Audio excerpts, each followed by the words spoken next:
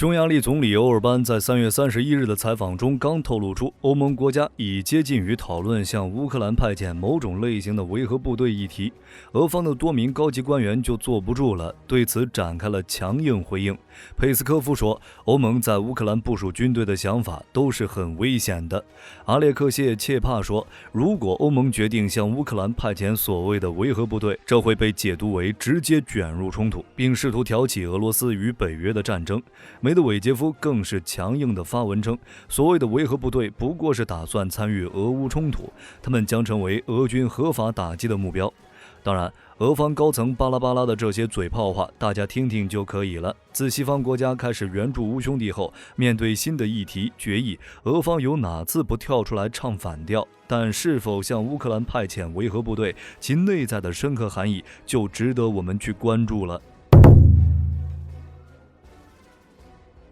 维和部队是联合国维持和平部队的简称，是根据联合国决议建立的一支跨国界的特种部队。维和的士兵们头戴天蓝色钢盔或蓝色贝雷帽，上有联合国英文缩写 UN 字样，臂章则缀有地球与橄榄枝图案。他们是神圣的。联合国维持和平始于1948年，当时安全理事会授权在中东部署联合国军事观察员，而特派团的任务就是监督以色列与其阿拉伯邻邦之间的停战协定。这一行动被称为联合国停战监督组织。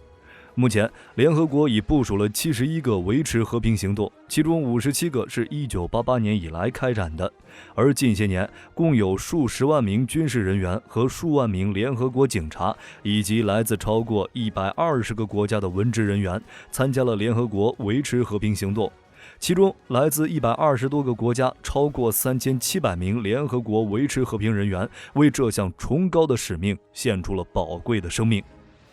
维和部队的行动必须遵守国际法和国际惯例，必须获得正当授权和明确的任务。他们的进驻与活动需由安理会或大会决定，并征得有关各方同意，然后授权联合国秘书长进行组织。而且联合国维和行动只有在冲突各方同意之后才能进行。维和部队由哪些国家组成，采取什么样的维和措施，事先都应得到冲突各方的同意，以免联合国维和部队成为新的冲突一方，并且在进驻后，一旦该国政府提出撤军要求，必须立即撤出。可见维和难度之大，难以想象。至于海外维和有什么意义，那绝对是和平状态国家积累实战经验的最重要平台之一。我们知道，一支部队想要提升战斗力水平，实战就是最有效的途径。美国为什么对其军队的军事能力非常自信，就是因为他们有着丰富的实战经验，甚至是让有过实战经验的美国军队做指导的韩国军队，就敢宣称自己的海军陆战队战斗力在全世界仅次于美国海军陆战队，排名世界第2，可见实战对部队的重要性。而在美国之外，巴基斯坦的军事能力提升也受益于实战经验。巴基斯坦军队从很多年前就开始借助海外维和行动来积累实战经验。巴基斯坦虽然在国力和军力方面在全世界都不是很突出，但是在支持联合国维和行动方面，巴基斯坦军队的投入却很大。要知道，巴基斯坦目前是联合国维和部队第3大贡献国，为联合国在28个国家的46项维和行动输送了超过20万名维和士兵。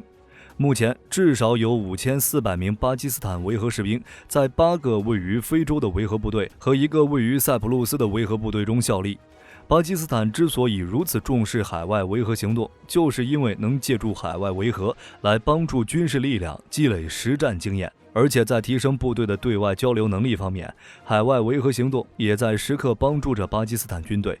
因为海外维和的实战经验对于一支军队的战斗力形成和提升是很有价值的。当然，大家也不要拿维和部队战斗力与常规部队比，因为维和部队的任务是维持局势稳定和保持自身的存在，其日常任务中不包括常规意义上的战术战役层面的胜利，根本没有可比性。假如真的向乌克兰派遣了维和部队，火力军觉得无非就2层含义。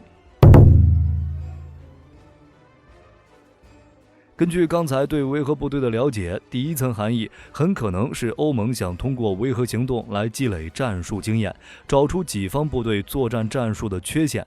毕竟近几年俄军的军事战斗能力有着十分明显的提升。不说俄军在叙利亚战场积累的实战经验，单单是这场俄乌战争都足以让俄军在战术思路、战役组织、军事行动指挥等方面有了长足的进步。比如在这1年的战斗中，光俄军的战术就发生了4次改变。我们来回顾一下。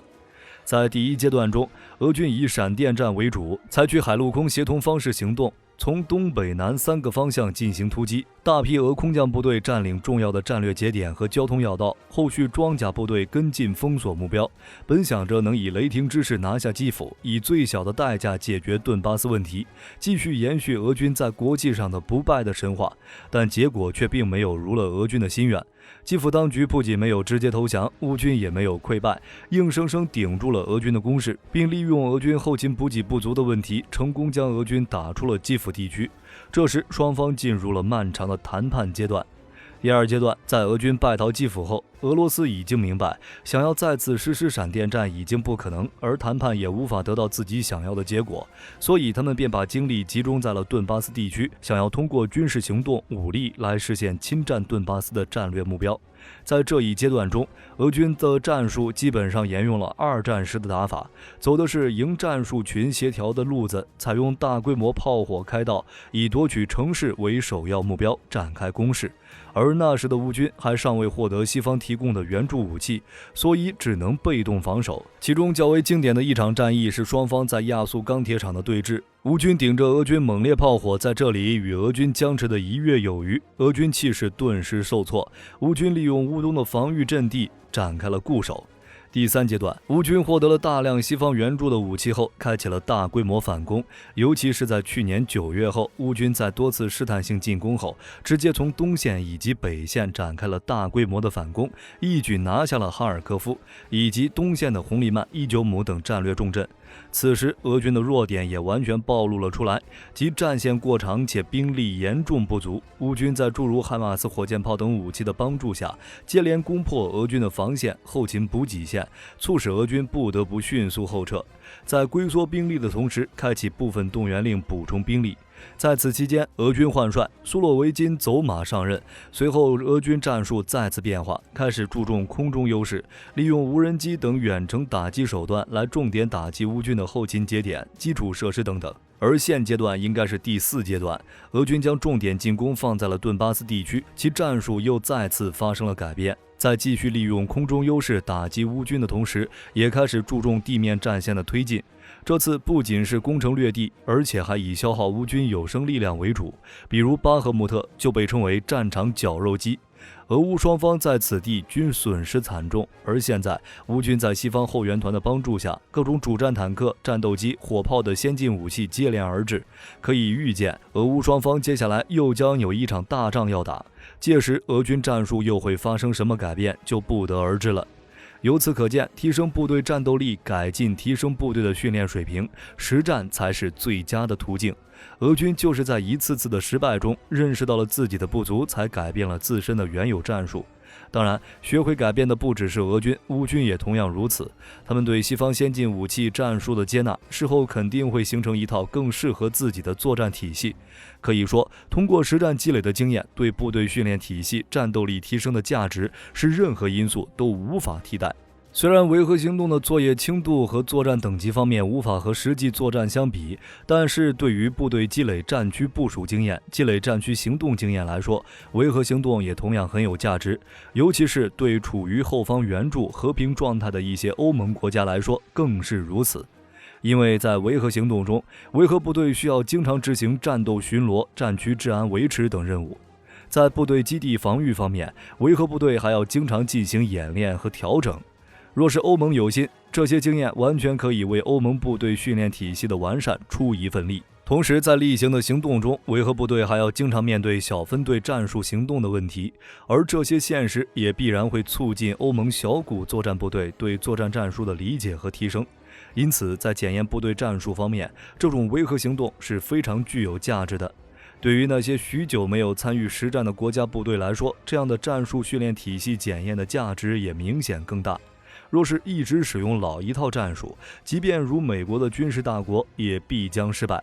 所以与时俱进的战术很重要，这便是欧盟讨论向乌克兰派遣维和部队的第一层含义。第二层含义在于检验装备的性能。我们知道，在军事力量作战能力的构成中，除了军事人员的作战能力外，装备性能的优劣是非常重要的一部分。而实战则是检验现役装备战斗性能的最好手段。比如俄罗斯，从俄军参与叙利亚内战开始，俄罗斯方面就有计划地将现役军事装备拉到叙利亚进行了实战检验。当年俄军甚至将未服役的苏57战机都直接派往叙利亚战场，而这次的俄乌战争，他们同样将 T-14阿玛塔拖到了战场进行测试。又或者如美军，他们也同样如此，在叙利亚和中东等战场，为了检验装备实战性能，美军不惜将其最尖端的 F-22隐身战机拉出来实战。离得最近的英国军队也同样如此，在美制 F-35系列隐身战斗机列装形成战斗力之后，英军就率先将其应用于对叙军事行动。而欧盟在这方面虽然向乌克兰援助了不少武器，检验是检验不少，但他们用自家武器上战场的次数几乎没有，对自家各种武器的配合使用肯定没有使用同款武器且经历过战火考验的乌军士兵搭配的合理。